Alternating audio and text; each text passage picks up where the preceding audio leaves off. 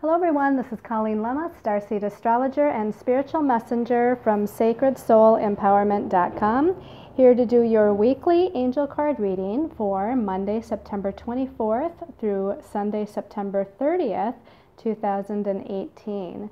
For this week's weekly reading, I was guided to use the Syrian Starseed Tarot deck for the main message for everyone, and that deck is by Patricia Corey and Alyssa Bartha.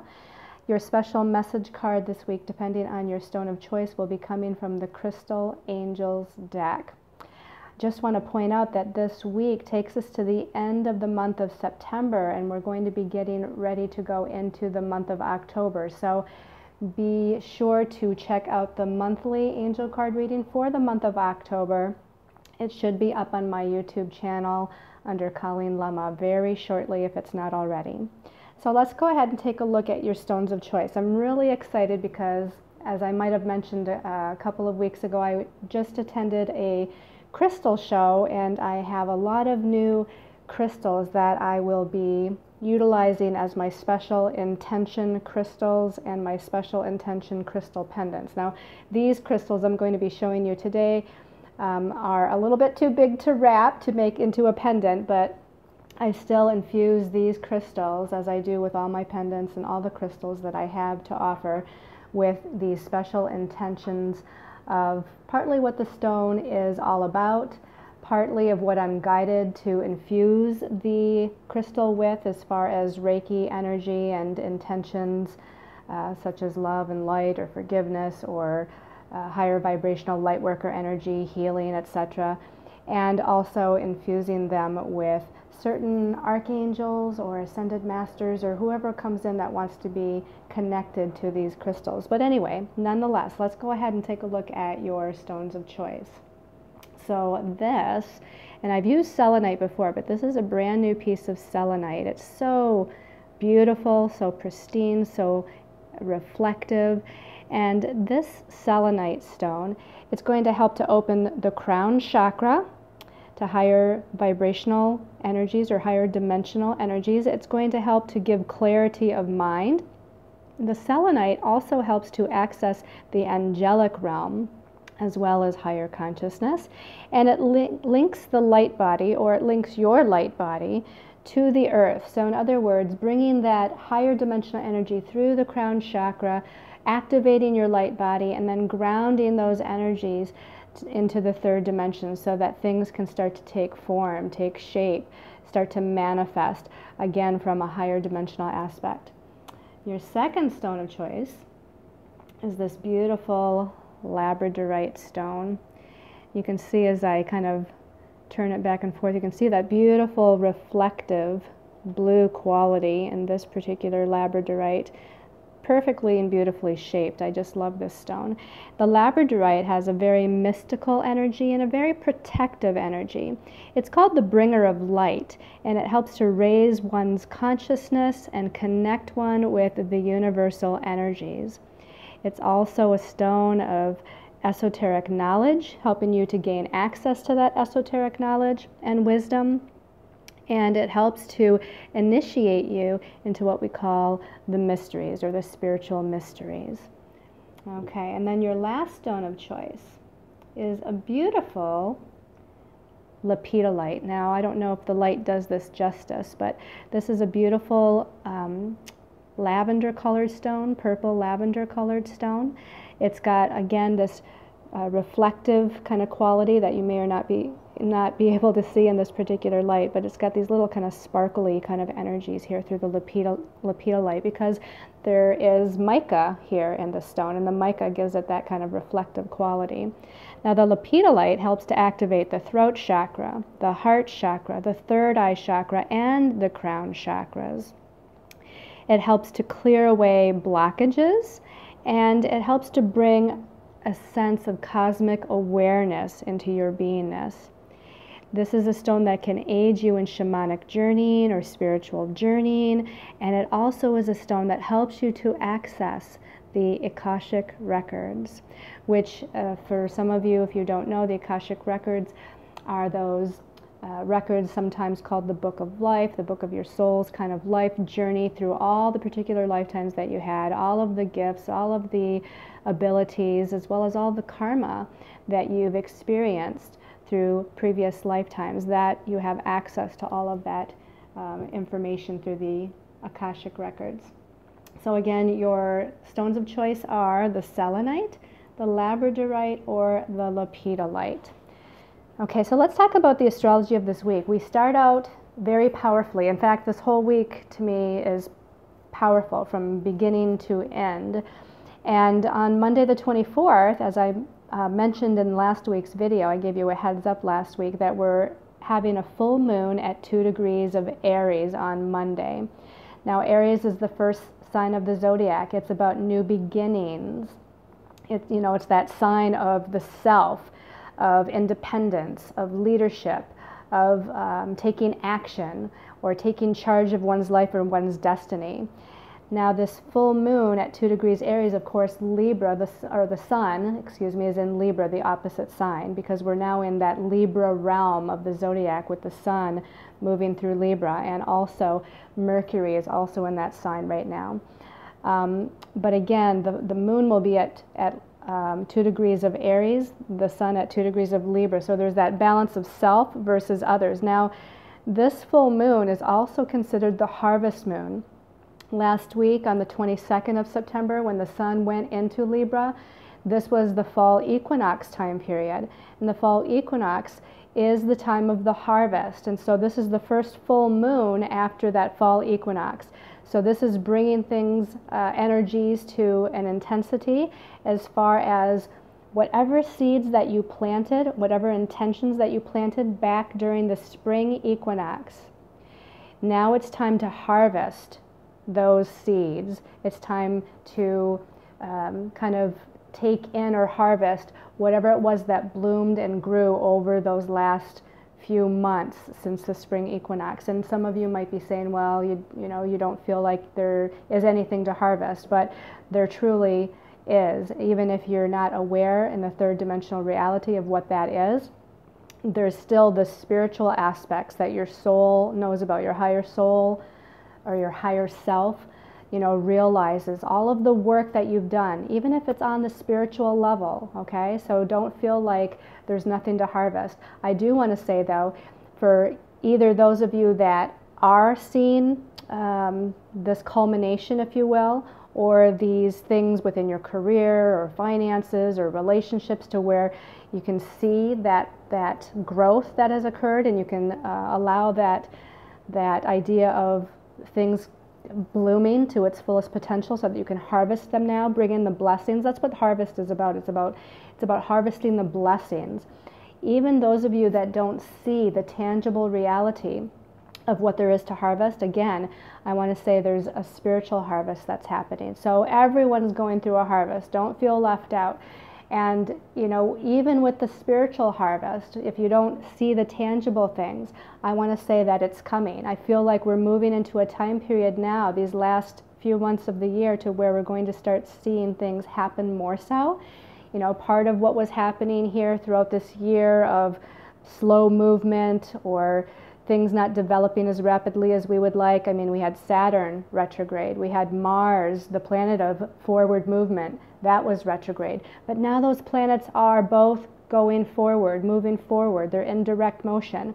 And now again with this harvest moon, this full moon, we're going to start seeing the fruits of our labors, again, whether they're physical, emotional, or mental, or spiritual labors, we're going to start to see the blessings pour in. So that was a lot about the full moon here. Tuesday the 25th, the sun in Libra is challenging Saturn.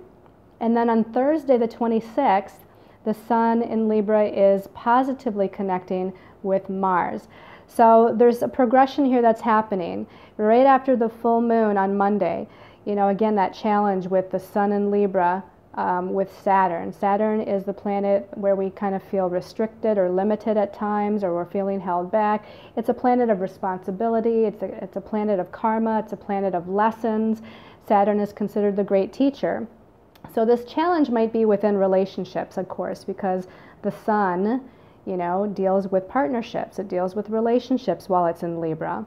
Again, that full moon in Aries, we have that Aries-Libra axis going on of self versus other people. So we're learning some sort of lessons here, or we're needing to take some sort of responsibility in some way, or there's some sort of karmic situation that's happening perhaps in relationships and partnerships, business, romantic, family, whatever that partnership, however that takes form.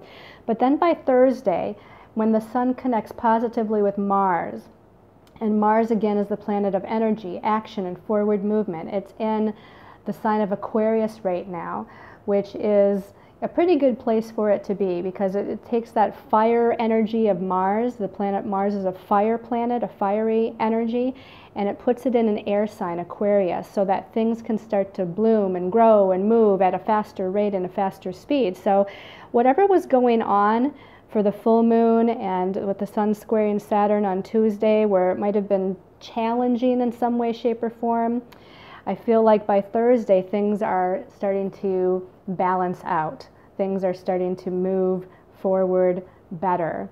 There's some sort of movement here.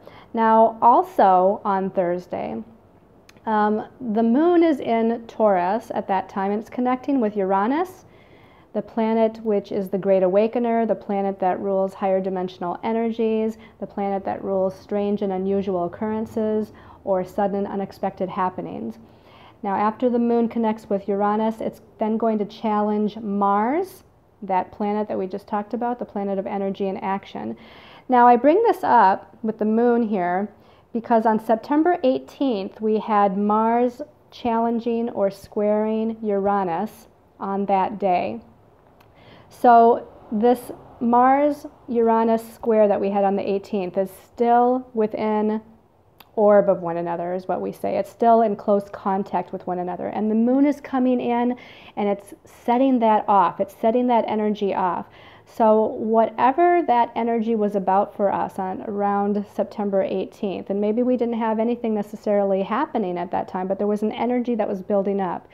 Because now the moon, the ruler of our feelings, the ruler of our emotions, the ruler of our subconscious, in the sign of Taurus, which rules our values, which rules our finances and money, and it rules our sense of worthiness.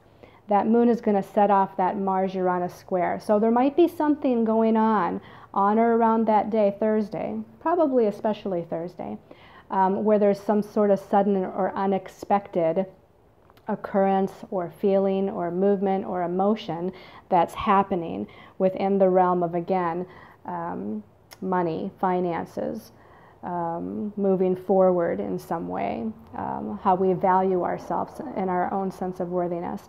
And then on Sunday the 30th, to round out the month of September, Pluto, the planet of death and rebirth and transformation and regeneration and power and control, this is moving into direct motion. It's been retrograde for quite a few months now. So because it's such a slow-moving planet, we usually feel the shift the day or two before and the day or two after. That's when we feel the intensity of what those slower moving planets are all about. So in this case, again, Pluto moving back to direct motion at 18 degrees of Capricorn. This is probably by Thursday, Friday, Saturday, we're starting to feel Pluto really coming to a standstill before he makes his shift from retrograde to direct motion. Again, it's going to intensify the energies of what Pluto is all about, which I just mentioned. Pluto is all about power, control, death and rebirth, transformation, change, regeneration, kind of tearing down old energies or structures or ideas or beliefs, because we're needing to take our power back in some way, we're needing to transform in some way, there's needing to be some sort of huge shift and change either within us or outside of us, to be able to kind of utilize the highest energies of that Plutonian, I wanted to say, energy. When I say that, I feel like, Pluto rules the sign of Scorpio. So when I'm saying the highest aspect of Plutonian energies, I'm talking about the the Phoenix, not the Scorpion energy, but the Phoenix. Because Scorpio rules the Scorpion, the Eagle, and the Phoenix. The phoenix is about rising from the ashes, born anew. So that indicates that there was some sort of transmutation that needed to take place, a burning away of old, lower vibrational energies, disempowering energies, fear energies, you know, those lower energies needed to be transmuted so that we could rise above that, take our power back, own our power, and then again become the phoenix energy, okay? So that was a lot of explanation for the week. I just felt like, you know, there's a lot of, with the full moon and Pluto turning direct, there's a lot of important stuff going on this week. But let's go ahead and take a look at the cards from the Syrian Starseed Tarot and see what our angels and guides want us to know. Whoa, so talk about transmuting energies. Okay, we start out the week with Major Arcana number 14. This is called Alchemy in this deck. And, you know, when you have, now in the traditional tarot, it's called Temperance. And Temperance is always about balance and patience. But I love this deck. I love the images on the cards in this deck, because here we have, again, they entitled this card Alchemy. And you can see that there's, whether this be a planet or some sort of structure or form, you know, this can represent something in our lives. This ball that looks like a planet, it represents something physical. And here we have all this fire underneath. And isn't it interesting that the full moon in Aries, Aries is a fire sign. When I was talking about Mars for the week, Mars is a fire planet. So here we have this fire down here that's transmuting or alchemizing something. Okay, the process of alchemy is to take something, a substance or a structure, and to change it or transmute it. I'm going to use that word again, transmute it into something else, change it into something else. The process of alchemy typically was about taking lead and turning it into gold. You know, that's what the alchemists were doing. They were trying to transmute or change a substance such as lead into gold. So here again, we're taking some aspect of our lives or some aspect of our beingness, okay, of our beliefs or our thoughts or who we are or how we project ourselves out to the world, and we're transmuting old lower vibrational energies, and we're going to becoming something new or creating something new or manifesting something new in our lives. Very, very powerful card. Now again, have patience with the process. It's not going to happen all in 1 week. I feel like, you know, again, the month of October, when we do the monthly video for October, when we do the weekly videos within the month of October, that month is going to be a powerful month, as I'll explain in that monthly video. But we're going to be taking a little bit of time and patience, and we need to have balance, you know, through this. We need to keep our balance physically, emotionally, mentally, and spiritually as we transmute or alchemize whatever it is that's going on in our lives. So let's go ahead and take a look at the second card.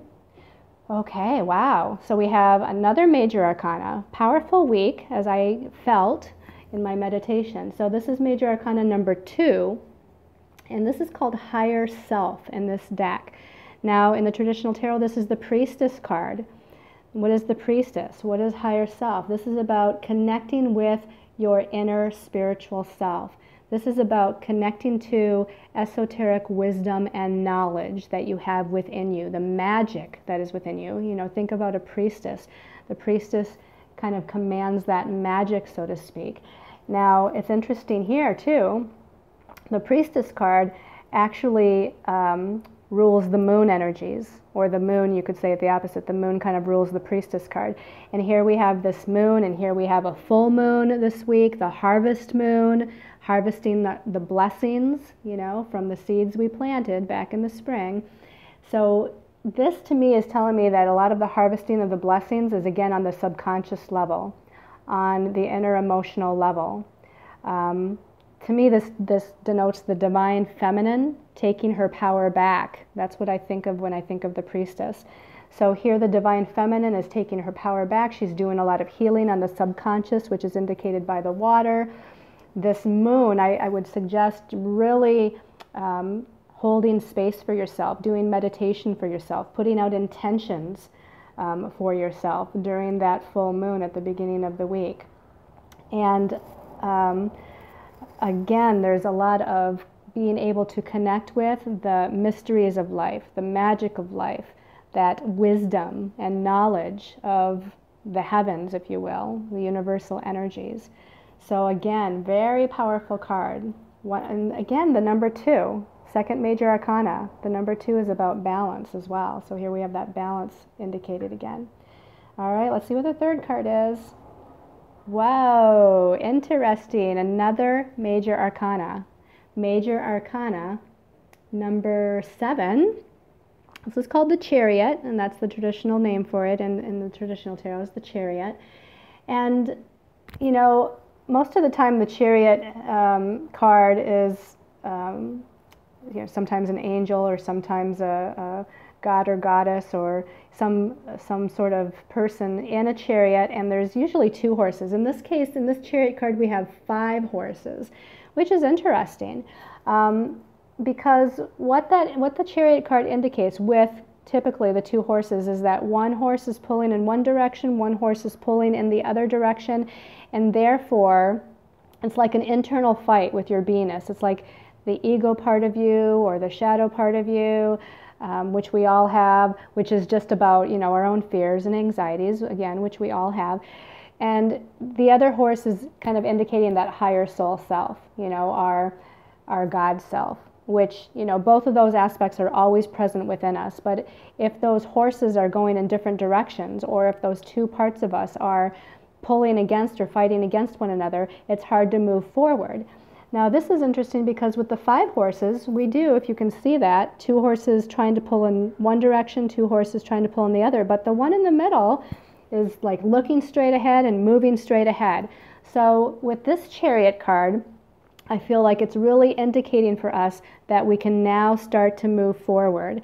And the more we can bring these other horses into balance, there's that word balance again, you know, as much as we can bring our, if you want to call it lower self and higher self, for lack of a better way to say it, when we can bring those aspects within us into a state of balance and equilibrium, we're better able to move forward with this Chariot. So I really like how this, you know, reading has flowed as far as moving forward here. I'm trying to see if there's anything else they want me to mention here. I mean, just a very powerful week with, again, the transmuting of energies, the connection with your higher self, and then again, being able to move forward. And I feel like, again, this is moving forward into the month of October and the rest of the year to be able to make things happen. So whenever we have major arcana in a reading, and here we have 3 of them, this is indicating the soul's journey, the soul's movement. So it's a lot on the spiritual level. You know, the minor arcana cards talk about earthly, you know, lessons and circumstances that we're moving through on a daily basis. But these major arcana is talking about a real shift on a soul level that's taking place, a shift within our, again, belief systems, our thoughts, our energies, things being more aligned within us so that we can move forward on our soul's evolution and journey.